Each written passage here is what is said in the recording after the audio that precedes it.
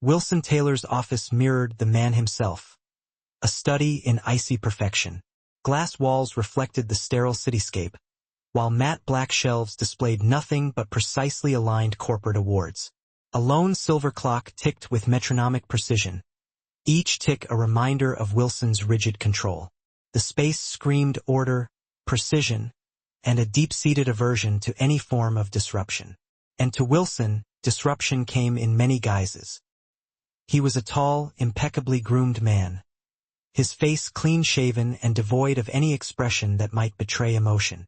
A tailored charcoal suit, the kind that cost more than most people's monthly rent, encased his lean frame. At 38, he ran Taylor Tech with the ruthlessness and efficiency of a war general, a reputation carefully cultivated over years.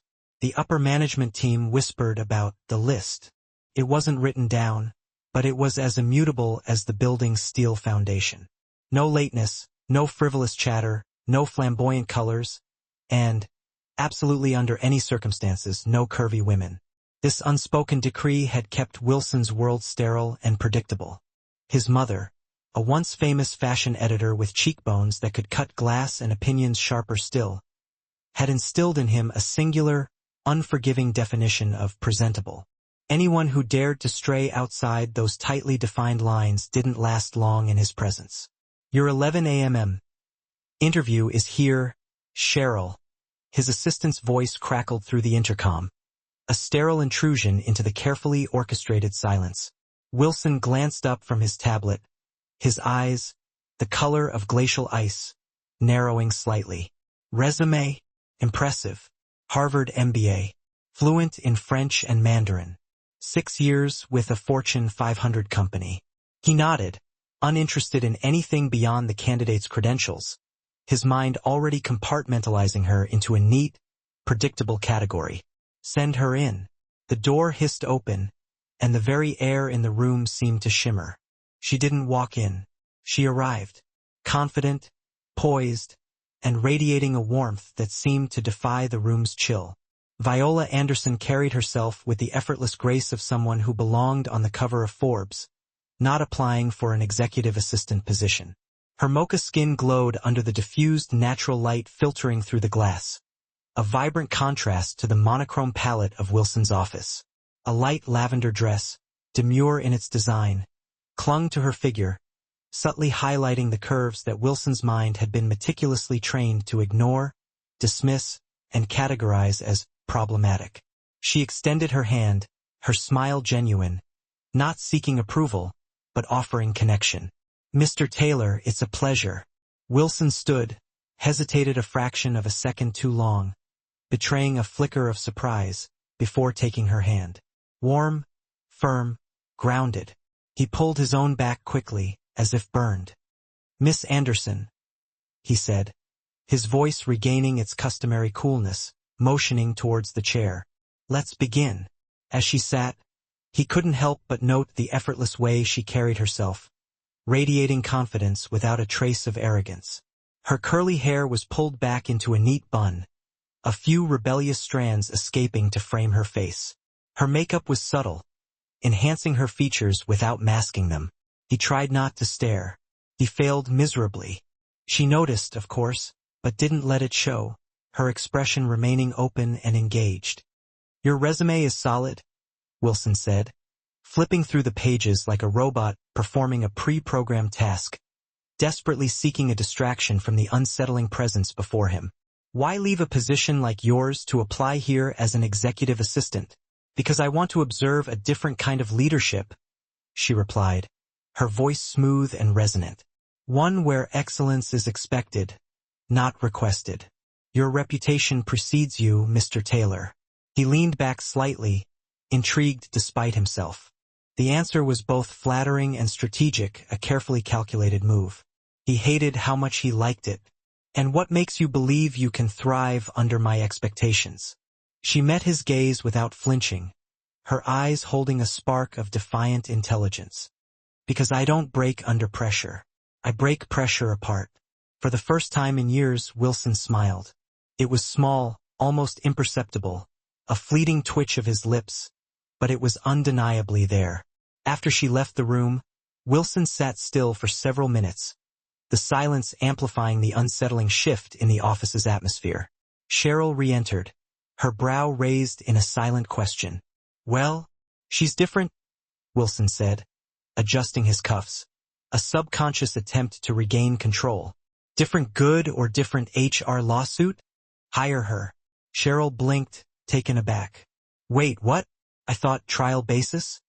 2 weeks, he interrupted, his voice leaving no room for argument. "If she doesn't fit, she's out." But even as he spoke the words, he already knew. Viola Anderson wasn't the one who might not fit. He was the one whose meticulously constructed rules had just been challenged, and he hated that he didn't hate it.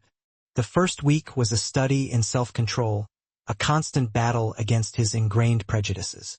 Viola was flawless, not in the polished, robotic way he demanded of his staff, but in a way that made excellence seem effortless, almost organic. Every calendar invite was sent 10 minutes early, a small act of consideration that nevertheless grated on his need for control. Every file was color-coded and tabbed in ways Wilson hadn't even known he needed, streamlining his workflow with an unsettling efficiency. She'd adjusted the lighting in his office without being asked, subtly dimming the harsh glare of the screens, and his chronic headaches miraculously disappeared. She even started keeping mint tea stocked in the executive lounge, a nostalgic touch that reminded him of his late grandmother, the only person who had ever been able to soften his rigid exterior. He found himself looking forward to her briefings, drawn to the subtle intelligence in her eyes, and watching her when she wasn't looking, analyzing her every move, trying to decipher the enigma that was Viola Anderson. But it wasn't just attraction, though that was undeniably present, a simmering undercurrent that threatened to breach his carefully constructed defenses. It was disruption. Viola challenged his comfort zone simply by existing within it. She didn't apologize for her body, her background, or her brilliance. She was unapologetically herself, a vibrant splash of color in his monochrome world. One afternoon, as they walked out of a strategy meeting, Wilson found himself walking beside her, not ahead, a subtle shift in power dynamics that did not go unnoticed by other people. "You handled that investor objection well," he said, the words feeling awkward, almost foreign on his tongue. Viola glanced at him, her expression unreadable. "Thank you. I figured you were about to tell him off, but that wouldn't be your brand." He tilted his head, intrigued. "You figured out my brand already? I read people fast, and your brand is power with polish, controlled, never chaotic." He stopped walking, the hallway suddenly feeling too small, too confining. "And you?" She turned to him, her eyes holding a playful glint. "My brand? Fire wrapped in silk." He stared at her for a beat too long, his mind struggling to catch up to his body's immediate and visceral reaction. Then he cleared his throat, attempting to regain his composure, and turned away, resuming his brisk pace. By the second week, the office buzzed with speculation. People noticed that Wilson seemed less icy, that his gaze lingered longer when Viola spoke, that he asked her opinion on matters that no executive assistant would typically weigh in on. Of course, whispers followed, rumors swirling like dust devils in the sterile corporate landscape. Some called it a ticking time bomb waiting to explode. Cheryl voiced what many thought during a closed-door meeting, her tone blunt and direct. "You like her," she said plainly, cutting through the carefully constructed pretense. Wilson didn't look up from his laptop, feigning disinterest. "She's efficient. She's also curvy, Wilson, which you've made a reputation avoiding like the plague. So either change the rule or fire her before you make a fool of yourself." He snapped his laptop shut, the sound echoing in the small office. "She's here because she's good. Period." Cheryl sighed, her expression softening with concern. "Just be honest with yourself, Wilson. That woman's not just under your skin. She's rewriting it." That evening, Viola knocked on his office door, her coat draped over her arm, a silent question in her eyes. "You forgot to sign off on the Macmillan proposal," she said, holding out a folder, her voice low and even. He took it, their fingers brushing for a moment that stretched into an eternity. Her eyes flickered up to his, a hint of something unreadable swirling within their depths. "Anything else?" he asked, his voice quieter now, betraying a vulnerability he rarely allowed to surface. She tilted her head, a small smile playing on her lips, a knowing look in her eyes. "You look like a man fighting a civil war inside himself." He blinked, caught off guard by her perception. "I've seen it before," she added, stepping back, creating a distance that felt both necessary and agonizing. "Just don't let your fear win." And with that, she left, leaving Wilson alone with a folder, a silent office, and the sudden, terrifying realization that he didn't want her to leave at all. Wilson didn't sleep that night. He sat in his penthouse overlooking Manhattan, the city glittering below like a restless ocean of lights, a million individual stories unfolding beneath his gaze. A glass of scotch sat untouched beside him, the amber liquid reflecting the city's glow. He couldn't stop hearing Viola's voice echoing in his head, a persistent whisper that challenged his carefully constructed reality. Just don't let your fear win. What fear? He wasn't afraid of anyone. He was Wilson Taylor, controlled, composed, untouchable. But the truth was gnawing at him, a hidden wound festering beneath the surface. He was afraid not of her, but of what she made him feel. Viola Anderson had become the exception to every rule he lived by, and it terrified him. The next morning, she arrived early, as always, her presence a silent accusation against his sleepless night. A soft blush-toned blouse and high-waisted charcoal skirt hugged her curves in a way that was undeniably professional, yet completely distracting, a constant reminder of his internal struggle. She greeted him with her usual confident warmth, her eyes bright, her voice smooth like warm honey, a stark contrast to his cold, calculating demeanor. Wilson kept his responses clipped and formal, adhering to his rigid code of conduct. He couldn't risk slipping, couldn't afford to let his carefully constructed facade crumble. By midweek, a crisis emerged, throwing Taylor Tech into a state of near panic. A major client's project had gone sideways, spiraling out of control with alarming speed. A vendor failed to deliver on a critical component, and the product launch Wilson had promised investors was on the verge of collapse, threatening to wipe out months of painstaking work. Tensions were high, tempers flaring. The boardroom buzzed with blame and frantic energy, a chaotic symphony of corporate despair. Midway through the meeting, Wilson stepped away, his jaw tight, his shoulders rigid with tension. He couldn't breathe, the pressure constricting his chest, suffocating him. Viola followed, her presence a quiet anchor in the storm. She found him near the executive lounge, rubbing the bridge of his nose, his eyes squeezed shut. "Too much caffeine," he muttered, his voice strained. She handed him a bottle of water, her touch light and reassuring. "Try breathing instead." He blinked, surprised by her unexpected intervention. "In through the nose. Hold it. Out through the mouth." She demonstrated, her movements calm and steady, her voice a soothing balm. He stared, then, without thinking, followed her lead, focusing on the simple act of breathing, willing himself to regain control. The tension in his chest loosened, the suffocating pressure easing. "You always walk into a room like you own it," he said suddenly, his voice softer, more vulnerable than he intended. Viola raised an eyebrow, a hint of amusement in her eyes. "Is that a compliment or a critique?" "A compliment," he admitted, the word feeling foreign on his tongue. "I just don't understand how someone like you doesn't get rattled." Her smile faded, replaced by something more thoughtful, a glimpse into the resilience forged in the fires of adversity. "Because I had to learn how to be the calm in the storm. Being a curvy, biracial woman in boardrooms full of men like you."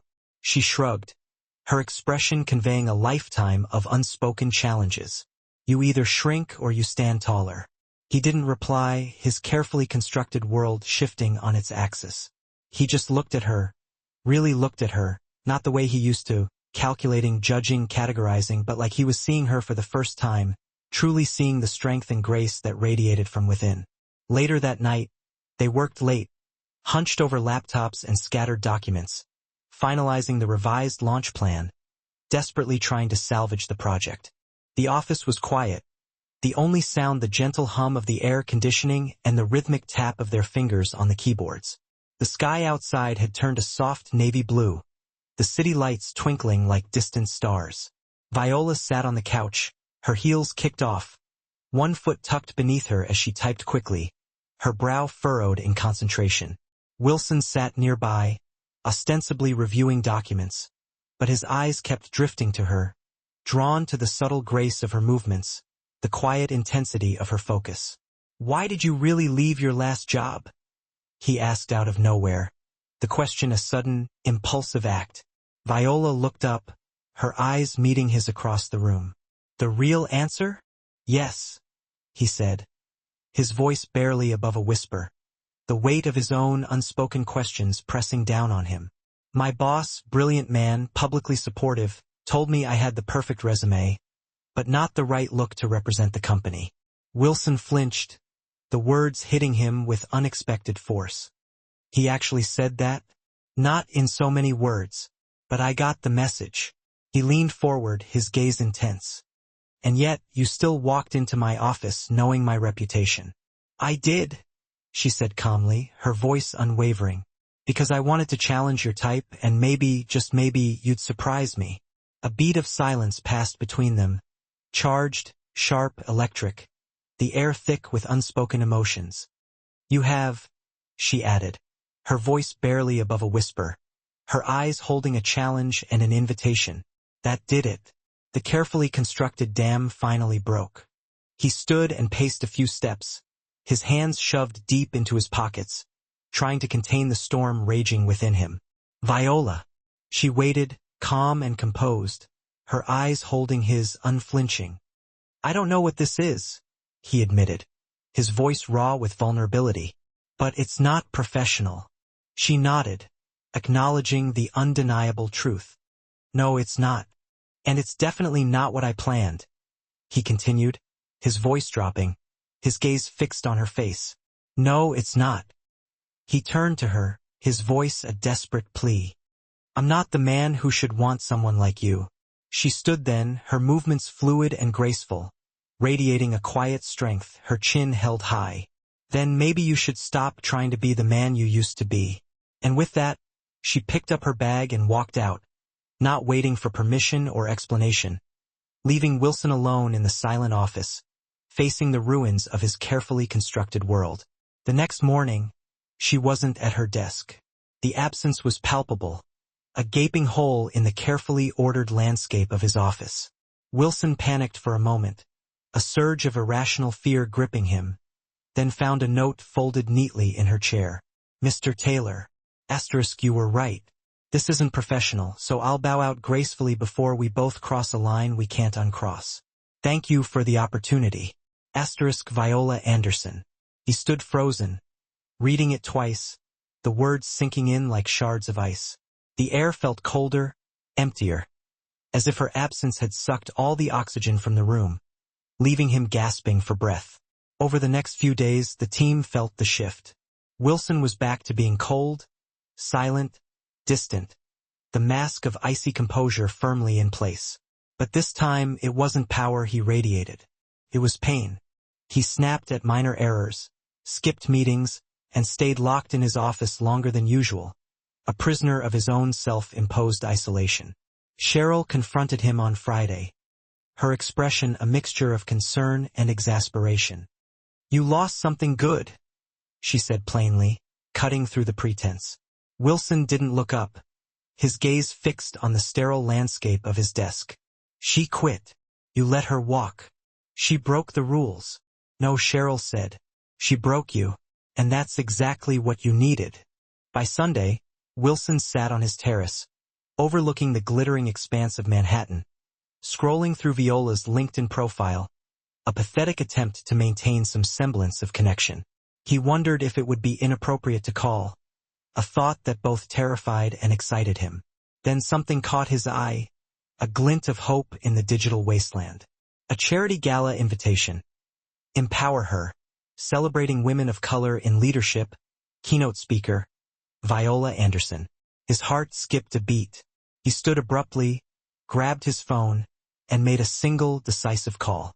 The gala was packed with influential names, bold dresses, and clinking champagne flutes, a kaleidoscope of color and energy. Wilson arrived in a navy suit, feeling conspicuously out of place, blending into the crowd like a wolf in the wrong forest. His eyes scanned the room, searching, desperate, and then they froze. There she was on stage, bathed in the soft glow of the spotlights, Viola. She stood tall and radiant in a deep wine-colored gown that draped around her like a work of art, accentuating her curves without apology. Her curls were down, cascading around her shoulders, her voice smooth and commanding, resonating with passion and conviction. When I walk into a room, she was saying, her voice filled with emotion, I bring more than just curves or color. I bring clarity and the strength to claim space that was never built for me, but now cannot stand without me. The crowd erupted in applause, a wave of admiration washing over her. Wilson couldn't breathe, his chest tight with a mixture of regret and longing. Afterward, he waited near the stage as she descended the steps, a silent sentinel guarding his fragile hope. Their eyes met across the crowded room, a spark of recognition flickering between them. He stepped forward, his heart pounding in his chest. You weren't wrong, he said softly. His voice barely audible above the din. Viola gave him a careful smile, her expression unreadable. About what? About me, about needing to stop being who I was. She folded her arms, not angry, but cautious, guarding her heart. So who are you now? Wilson reached into his pocket and pulled out a small envelope, his hands trembling slightly. This was supposed to go through HR. He paused, his gaze locking with hers. It's a job offer. Viola blinked, surprised. A job offer? Vice President of Communications. Full salary, full benefits, full authority. He met her gaze. And what makes you think I'd say yes? He stepped closer, his voice dropping to a whisper. Because you weren't just the exception, you were the lesson. And I finally learned it. Viola didn't speak for a long moment, her eyes searching his, looking for the truth he had so long concealed. Then she smiled, a slow, hesitant curve of her lips. I'll think about it. Viola hadn't said yes. Not yet. It had been 5 days since the gala, 5 days of agonizing uncertainty, and Wilson checked his phone more often than he liked to admit, his carefully cultivated composure crumbling with each passing hour. No texts, no emails, no word. He'd offered her the position of vice president, a seat at the table, a chance to reshape the company in her image. He'd offered her a chance, but the truth gnawed at him, a persistent, unsettling feeling. Viola Anderson didn't need chances. She created them, forging her own path with unwavering determination. And maybe, just maybe, that's what scared him the most. On the 6th day, Wilson returned to his office, the familiar space feeling strangely alien without her presence, to find a white envelope sitting on his desk, a stark beacon in the sterile landscape. His heart leapt, a surge of hope coursing through his veins. He opened it slowly, his fingers trembling, the anticipation almost unbearable. Mr. Taylor. I don't want a title you gave me out of guilt. I don't want a job created to fix your mistakes. I want to know if I never walked into your office again, would I still matter to you? His hands tightened around the letter, the simple question hitting him with the force of a physical blow. His mind ran wild with memories, a torrent of images and sensations flooding his senses. Her voice in meetings, her laughter echoing through late nights, her presence shaking the cold foundation of his carefully built walls. He had chased perfection his entire life, striving for an unattainable ideal. But now he wanted her, not for what she could do for his company, but for who she was, for the way she made him feel, for the way she challenged him to be a better man. And she wasn't asking for another job. She was asking for the truth, the raw, unfiltered truth that he had spent a lifetime suppressing. That evening, Viola stood barefoot on the balcony of her Brooklyn apartment, the cool night air caressing her skin, sipping tea as the sunset painted the Manhattan skyline in vibrant hues of orange and purple. Her phone buzzed with a new text message, the notification pulling her from her reverie. Asterisk Wilson. May I show you something that matters to me? She read it twice, her heart quickening, a flicker of hope igniting within her.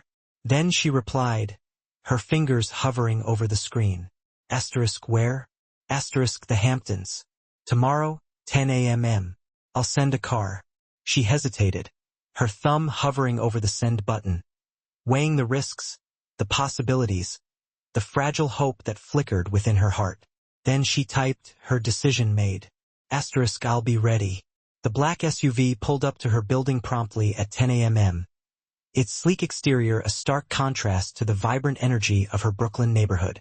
The ride was quiet, smooth, and oddly comforting. A silent journey into the unknown. When she arrived at the beachfront property, she expected luxury, the ostentatious display of wealth that she associated with Wilson Taylor. But what she saw surprised her. It wasn't flashy or extravagant. It was warm, elegant, and personal, a reflection of a side of Wilson that she had only glimpsed, a hint of the man he could be if he allowed himself to be. Softwood floors, wide windows that framed the endless expanse of the ocean, a sprawling porch overlooking the sea. It was a place of peace, a sanctuary from the chaos of Manhattan. Wilson waited outside, his usual tailored suit replaced with rolled sleeves and jeans, his feet bare, more human than she had ever seen him. Welcome, he said simply, his voice soft and genuine. Viola stepped out of the car slowly, her eyes scanning the horizon, drawn to the endless expanse of the ocean. This is yours? He nodded, his gaze fixed on her face. The only place I've ever felt peace. She tilted her head, intrigued by this unexpected vulnerability. And you brought me here. Why? Wilson walked her toward the porch, his movements hesitant, as if unsure of his next step. Because I need to say something, and I didn't want the noise of Manhattan or the weight of a boardroom to muffle it. Viola sat in a wooden rocking chair, her curls blowing gently in the wind, her eyes fixed on his face. Wilson knelt in front of her, bringing himself to eye level, stripping away the last vestiges of his corporate armor. I built a world where everything had to fit inside boxes. He began, his voice raw with honesty. Perfect shapes, perfect faces, controlled lives because I thought control meant safety. She listened quietly, her gaze unwavering, allowing him to speak his truth, offering him the space to finally be seen. My mother used to measure worth by image, he continued, his voice cracking with emotion. She would pinch the skin on my arm and tell me, too soft. She made me fear softness, fear curves, fear emotion. And I thought that made me strong. Wilson paused, the weight of his past pressing down on him. The ocean hummed beside them, the sound a constant reminder of the vastness of the world, the endless possibilities that lay beyond his self-imposed limitations. Then you walked in, he said, his voice barely above a whisper. You weren't what I expected. You weren't what I allowed myself to want. But you were everything I needed to see. You made me question my rules, and I hated it. Viola's gaze softened, but she said nothing, allowing him to unravel at his own pace. I didn't offer you that job to fix anything, he continued, his voice filled with sincerity. I offered it because you earned it. But more than that, his voice cracked, his emotions threatening to overwhelm him. I miss you. Your voice, your insight, your fire. I don't want a company without you in it. I don't want a life without you in it. He swallowed hard, his chest tight with emotion. I want to love you with all your brilliance, all your beauty, every curve, every word, every look that makes me feel alive again. Viola didn't answer right away, her expression a complex mixture of emotions. Instead, she stood and walked toward the edge of the porch, her gaze fixed on the horizon. The sea stretched endlessly before them, a vast expanse of blue that mirrored the boundless possibilities of their future. When she turned back, her eyes shimmered with unshed tears. Do you know what I see when I look at you now? She asked, her voice soft and filled with emotion. Wilson shook his head, his gaze fixed on her face, his heart pounding in his chest. I see a man learning how to be free, she said, her voice barely above a whisper. And I don't want to love the version of you who hides. I want the one who shows up barefoot, honest, and messy if he needs to be. He stepped closer, drawn to her like a moth to a flame, the carefully constructed walls around his heart finally crumbling. I'm trying, he said, his voice filled with desperate honesty. I know, she whispered, reaching out to take his hand, her touch a spark of warmth against his icy skin. And that's why I'm here. They spent the afternoon walking barefoot along the shore, fingers entwined, the silence between them thick with unspoken meaning. They talked about everything, her childhood, his regrets, her dreams, his fears, sharing the pieces of their lives that they had kept hidden for so long. And somewhere between the crashing waves and whispered truths, they laughed, really laughed, the sound echoing across the empty beach, a testament to the healing power of honesty and vulnerability. Not as boss and assistant, not as opposites, but as two people finally seeing each other for who they truly were, finally getting it right. 2 months later, Taylor Tech made headlines. Wilson Taylor appoints first woman of color to executive team. But the real story wasn't about business, about shattering glass ceilings or promoting diversity. It was about love, about a man who built walls around his heart, and a woman who walked right through them, shattering his carefully constructed illusions and showing him the true meaning of freedom. Viola stepped into her new role as VP with grace and grit, her presence transforming the company from the inside out. She reshaped communications, amplified marginalized voices, and championed initiatives that fostered a culture of inclusivity and empowerment. She proved her worth again and again, exceeding all expectations and silencing any remaining doubters. But more than that, she taught Wilson to live out loud, to embrace his vulnerabilities, and to find joy in the messy, imperfect beauty of life. They were photographed at fundraisers, caught smiling at jazz clubs, once seen sharing a quiet kiss in Central Park under the vibrant hues of autumn leaves. Their love story unfolding in the public eye, a beacon of hope in a world that often felt cold and cynical. 1 year later, on the same beach house porch where he had first told her the truth, where he had laid bare his soul and admitted his deepest fears, Wilson held out a small velvet box, his heart pounding in his chest. Viola raised an eyebrow, a playful smile dancing on her lips. Is this another job offer? She teased, her eyes sparkling with love. He chuckled, the sound warm and genuine. Only if the position is permanent. Inside the box was a simple gold ring. No diamonds, no flash, just a promise of forever. He dropped to one knee, his heart overflowing with love and gratitude. You walked into my life and changed every rule I thought I needed, and now I want to rewrite the rest with you. Will you marry me, Viola Anderson? Tears shimmered in her eyes, reflecting the golden light of the setting sun. Yes, she whispered, her voice filled with emotion, reaching out to pull him into a tight embrace. The waves crashed behind them, a symphony of nature celebrating their love, and in that moment, Wilson Taylor finally understood. Forever wasn't a plan, a carefully constructed strategy for achieving some unattainable ideal. It was her love, her strength, her unwavering belief in him. The sun poured like honey over the Amalfi Coast, glistening on the water like 1,000 spilled diamonds, painting the sky in breathtaking shades of orange and pink. Viola stood on the balcony of the cliffside villa, the warm breeze caressing her skin, her ivory silk gown billowing slightly in the wind. Below, the sea whispered against the rocks, the sound a soothing lullaby, while the scent of lemon blossoms and salt water danced through the air, a fragrant reminder of the beauty that surrounded them. Inside, the music had faded, the last strains of the romantic melodies drifting into the night. The guests were rising to their feet, glasses raised in celebration, toasting the happy couple with heartfelt wishes and joyous laughter. The ceremony had been intimate, a gathering of just 30 of their closest friends and family, a celebration of love stripped down to its purest form. No headlines, no press, no corporate fanfare, just love.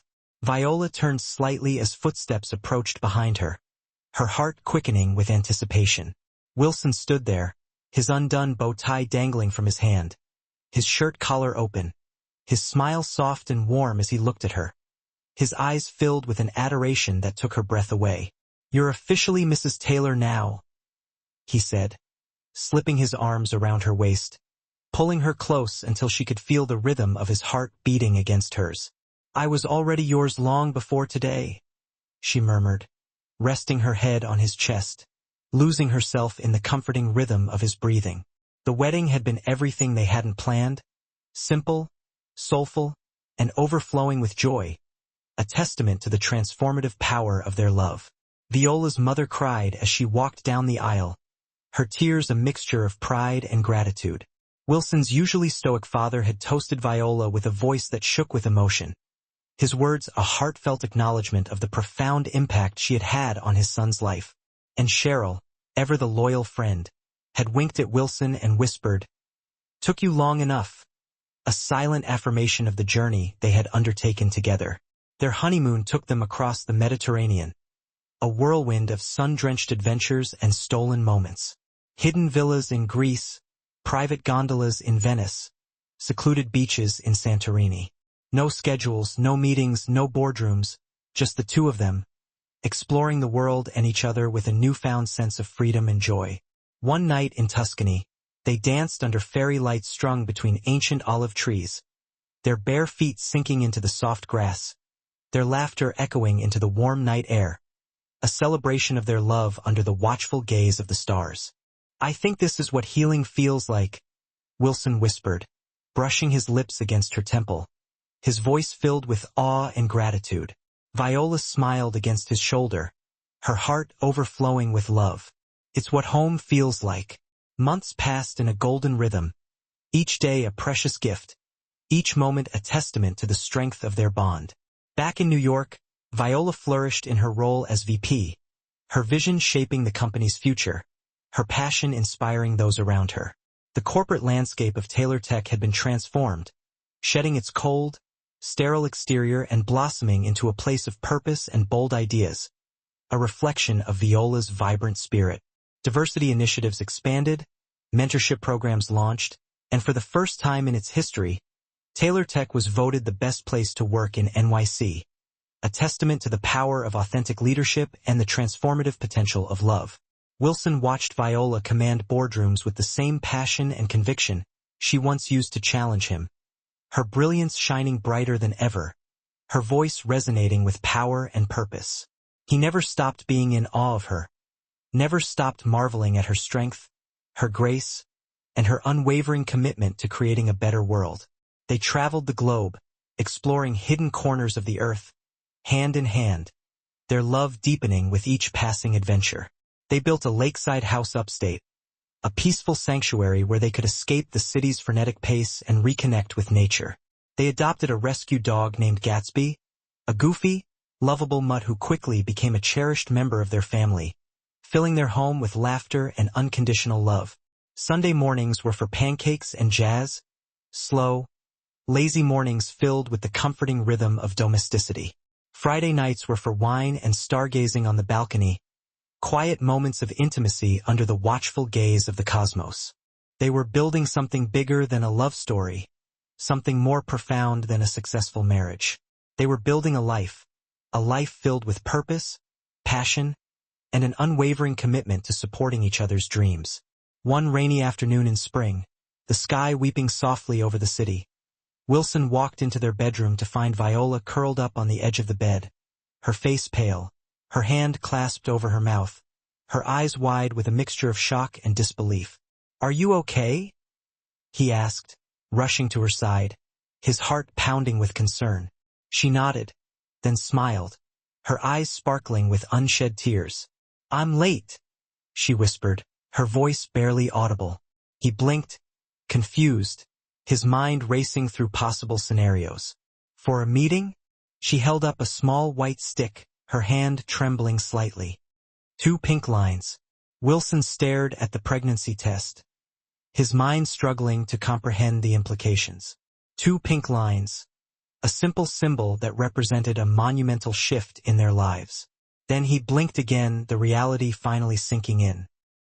He dropped to his knees, buried his face in her lap, and laughed with disbelief and joy, the sound echoing through the room.